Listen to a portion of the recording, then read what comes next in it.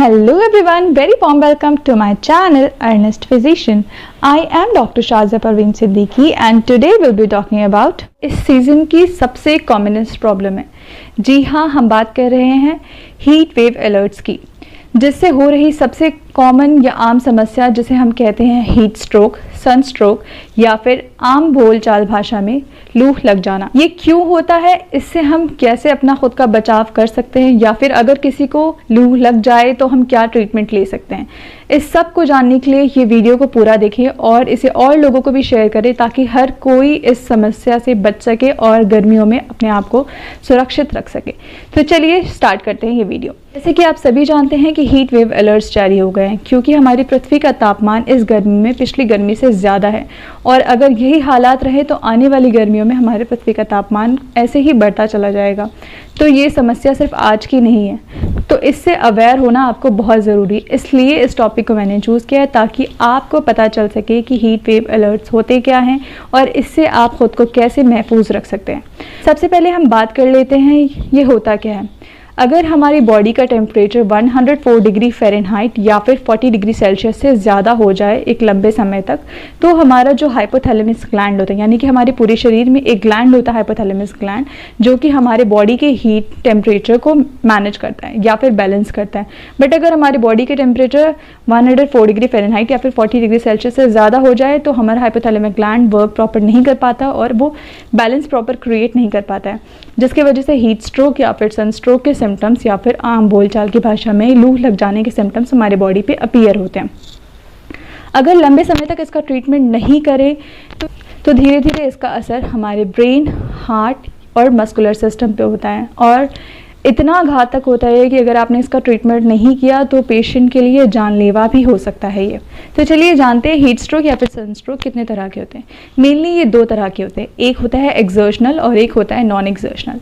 Exertional नाम से पता चल रहा है कि इसमें अगर आप कोई स्ट्रेनस एक्टिविटी कर रहे हैं, यानी कि बहुत ही कोई लेबरस वर्क कर रहे हैं इतने हाई टेम्परेचर में, तो जाहिर सी बात है आपको डिहाइड्रेशन होगा, उस वजह से आपको हीट स्ट्रोक या फिर सन स्ट्रोक हो सकता है। ये ज़्यादातर लेबर या फिर लोअर इकोनॉमिकल सेक्शन वाले ग्रुप में देखने को मिलेगा। फॉर एग्जांपल जो मजदूर होते हैं उनमें देखने को मिलेगा या फिर जो फार्मर्स हैं उनमें देखने को मिलेगा, और कभी कभी ये फिटनेस कोच ट्रेनर्स में भी देखने को मिल सकता है।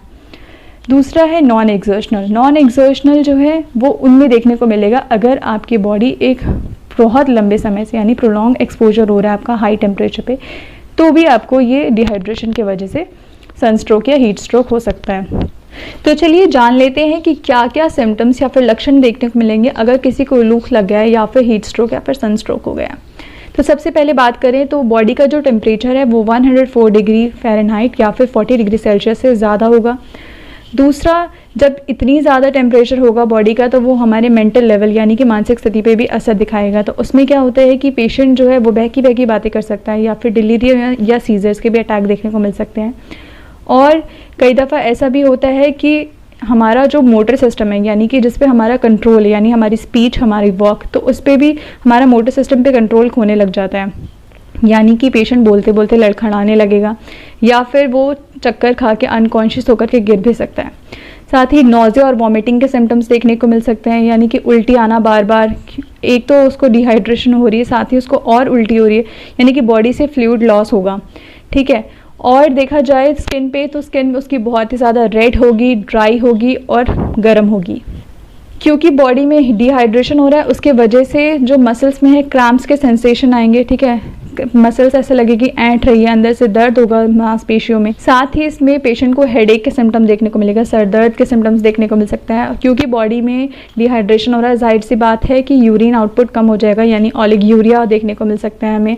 तो ये सारे सिम्टम्स और लक्षण थे जिससे आप पता कर सकते हैं कि किसी को लू लग गया है। अब अगर किसी को सनस्ट्रोक हो गया है तो आप उसे बचाव कैसे करेंगे। सबसे पहली बात कि आप उसे फ़ौरन से किसी शेडी एरिया यानी कि किसी छाँव वाली एरिया में ला के बिठाएंगे। ठीक है, अगर आपके पास पॉसिबल है, आपके पास अवेलेबल है, तो आप उसे पंखे के नीचे या फिर कूलर की हवा के नीचे बिठाएंगे।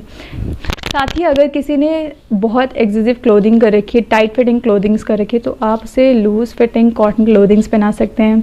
ठीक है। और अगर किसी को स्ट्रेनस यानी कि एक्सर्शनल हीट स्ट्रोक हुआ है तो आप उसे आइस बाथ भी दे सकते हैं, ठीक है। लेकिन ये हर किसी में या हर केस में अप्लाइड नहीं होगा। सिर्फ एक्सर्शनल अगर किसी ने किया है, कोई यंग एज का है और उसने उसके एक्सर्शन के वजह से यानी उसने बहुत ही ज़्यादा लेबरस या फिर हार्ड वर्क किया तो उसकी वजह से उसको लो लगी है तो आप उसे आइस बाथ दे सकते हैं, ठीक है। और किसी पेशेंट्स में आइस बाथ हम यूज़ नहीं करेंगे। और पानी का इंटेक स्टार्ट कराएंगे, यानी कि पेशेंट को हम लिक्विड देंगे, ओरल देंगे, साथ ही लिक्विड के साथ इलेक्ट्रोलाइट का भी बैलेंस करना है तो हम उसे पेशेंट को ORS का घोल भी दे सकते हैं, ठीक है। और अगर आपको लगता है कि घर पर मैनेज होने वाली सिचुएशन नहीं है तो आप उसे नज़दीकी किसी भी जांच केंद्र में लेके जाएं और पेशेंट को ज़रूरत पड़ने पर फ्लूइड्स वगैरह भी चढ़ सकते हैं। तो चलिए अब हम बात करते हैं प्रिकॉशंस के बारे में। जैसे कि आप सभी जानते हैं precaution is better than cure. तो आप ख़ुद को इस तपती गर्मी में लू ना लगे उससे ख़ुद को कैसे बचा सकते हैं।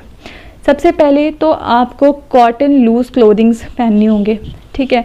साथ ही अगर आप कहीं धूप में जाते हैं बाहर तो आप अपने हेड को लूज़ कॉटन क्लोथ से और लाइट कॉटन क्लोथ से यानी कि लाइट कलर के कपड़ों से कवर अप करें, ठीक है। हेड और ईयर्स को, कान और सर को ढकना बहुत ज़रूरी है क्योंकि हमारे कान से हमारी पूरी बॉडी का बैलेंस बनता है, ठीक है। तो हमारे कान को भी ढकना होता है हमें। साथ ही आप अम्ब्रेला कैरी कर सकते हैं अपने साथ अगर बाहर जाए तो। और आप बेहतर होगा कि पीक टाइम यानी कि जब दोपहर में बहुत तेज़ गर्मी होती है, लाइक 12 से लेके 3:30 या 4 बजे तक आप आपका कोई काम है तो अवॉइड करें। शाम के टाइम पे टेम्परेचर जब थोड़ा कम हो जाए तभी आप बाहर निकलें, ठीक है। और अगर आपको बहुत ज़रूरी है बाहर किसी काम से जाना है और बहुत तेज़ गर्मी चल रही है तो साथ आपको अपनी बॉडी को डिहाइड्रेट होने से बचाना है तो आप अपनी पानी का बॉटल कैरी करें। सिंपल पानी का बॉटल नहीं, उसमें आप ORS का घोल बना के लेके जा सकते हैं, सिप बाय सिप आप उसे ले सकते हैं। और अगर ORS का घोल आपके पास अवेलेबल नहीं है तो नमक और शक्कर का घोल बना करके आप रख सकते हैं। साथ ही ज़्यादा से ज़्यादा अपनी बॉडी को UV रेज से बचने के लिए सनस्क्रीन का यूज़ करें और पंखे और कूलर के नीचे बैठें। लगातार AC में बैठना भी ठीक नहीं है, फिर भी अगर आप AC चला रहे हैं तो आप अपने AC को 26 या 27 डिग्री पर ही ऑपरेट करें। Lastly what to take in homeopathy. जैसा कि आप सभी जानते हैं आयुष मिनिस्ट्री ने एक पब्लिक एडवाइजरी जारी किया है जिसमें उन्होंने कहा है कि 12 से 3 PM पे यानी जब पीक आवर्स होते हैं अगर आप तब घर से बाहर निकल रहे हैं तो आप glonoine 30 as a precautionary medicine ले सकते हैं। सिर्फ उसका 1 डोज यानी कि 5 to 6 पिल्स आप ऑन टंग इसे ले सकते हैं as a precautionary medicine. It will save you from all of the side effects of heat stroke और सनस्ट्रोक। साथ ही होम्योपैथी में और कौन कौन सी मेडिसिन ले सकते हैं एज अ प्रिकॉशनरी, और अगर किसी को हीट स्ट्रोक या फिर सनस्ट्रोक हो गया है तो हम कौन सी दवाइयाँ लेकर के उसे ट्रीट कर सकते हैं, ये जानने के लिए एक अलग वीडियो हमने बनाई है जिसका लिंक हम डिस्क्रिप्शन बॉक्स में डाल रहे हैं। Thanks for watching. अगर आपको ऑनलाइन कंसल्टेशन चाहिए तो आप दिए गए ऊपर व्हाट्सएप नंबर पे कांटेक्ट कर सकते हैं या फिर ईमेल आईडी पे मेल कर सकते हैं। सिंपली आपको अपना नेम लिखना है, उसके आगे लिखना है नीड कंसल्टेशन। आपको कोई भी क्वेरी है या आपको कोई भी कंप्लेन है किसी के रिगार्डिंग आपको कुछ पूछना है तो आप इस कमेंट सेक्शन में कमेंट कर सकते हैं। ये कंटेंट हेल्पफुल लगता है तो ज़्यादा से ज़्यादा लोगों को इसे शेयर करिए। और for more content subscribe my channel ऐसे ही और कंटेंट्स को देखने के लिए। Stay safe and healthy.